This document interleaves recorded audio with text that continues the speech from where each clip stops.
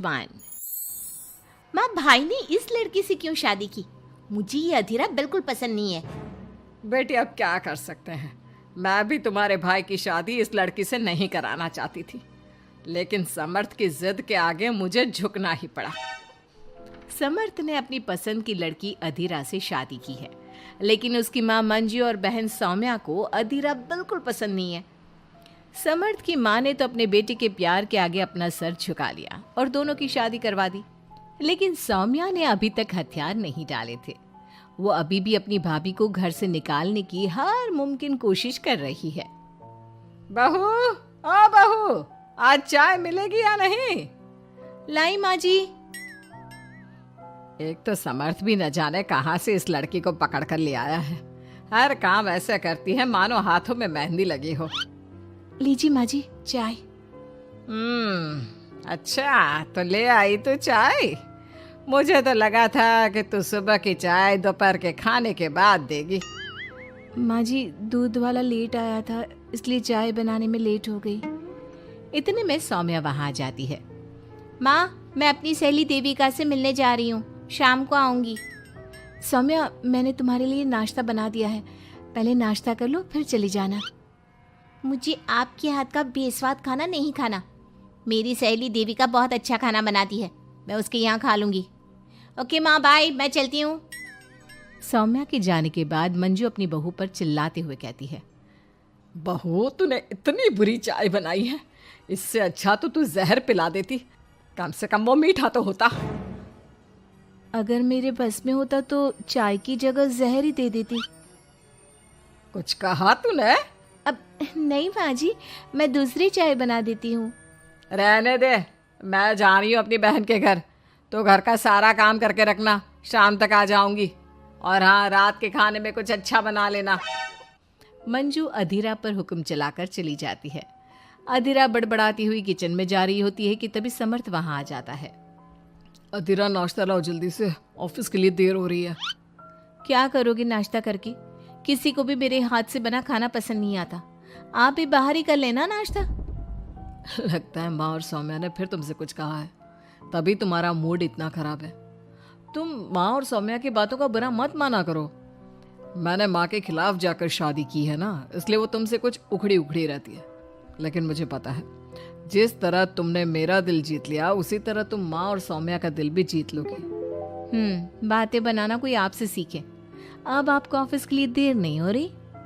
हो तो रही है, लेकिन सोच रहा हूँ सौम्या और माँ घर पर नहीं है। तुम दिन भर अकेली घर में क्या करोगी?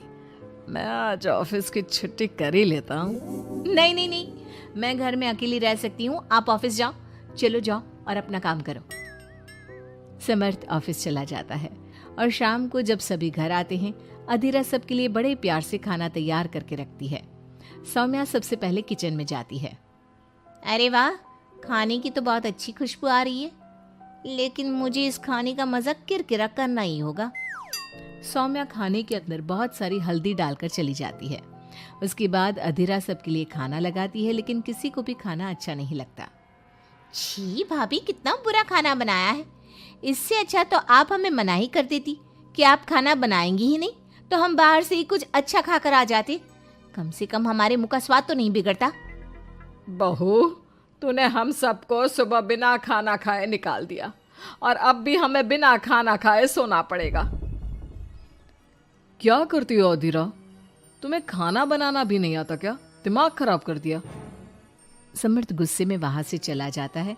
उसके पीछे पीछे सौम्या भी जाती है।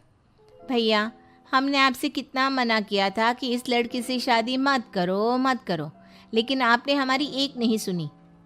आप मेरी सहेली देविका को तो जानती हो ना, सुंदर होने के साथ साथ हर काम में माहिर है। सौम्या देखो, मैं वैसे ही परेशान हूँ, तुम मुझे और परेशान मत करो, जाओ यहाँ से।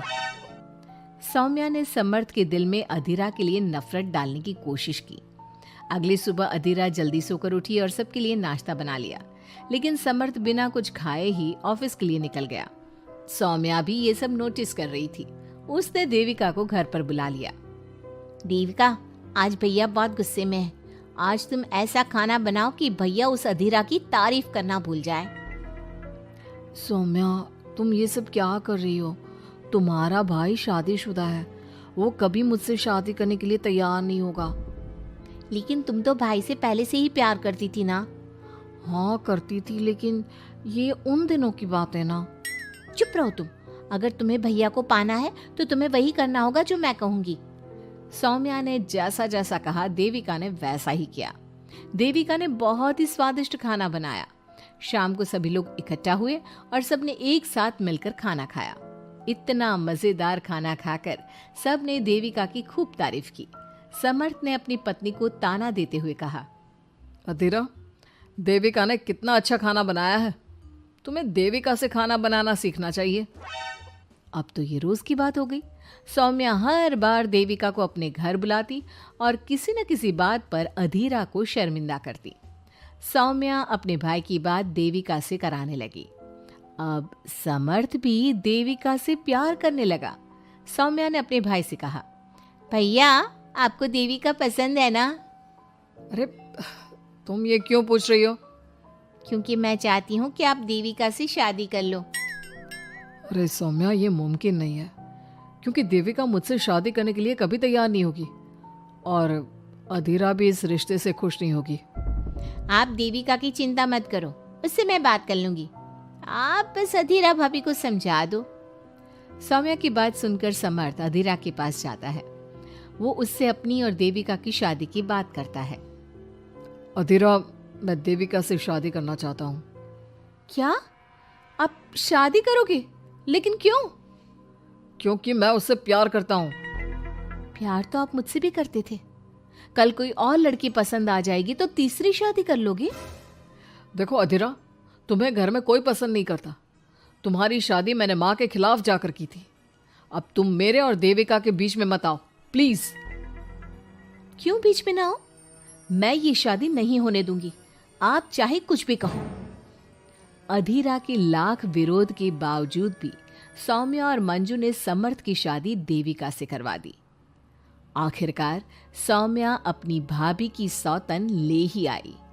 शादी के बाद देविका ने घर में आते ही घर वालों के साथ कैसा सलूक किया और अधीरा के साथ क्या हुआ, ये सब जानने के लिए इंतजार कीजिए हमारे अगले एपिसोड का।